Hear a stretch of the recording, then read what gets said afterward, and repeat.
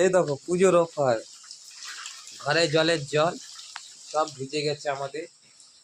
এই দেখো টিভিটাও গেছে, এই মিক্সার গেছে, কুলার গেছে, সাইকেল গেছে, মশা ঢুকছে। কুচু তুমি কিছু বলবে? তুমি তো ভালোই ঘুমাচ্ছ, আর পুরো ঘর ভিজে গেল জলের জল।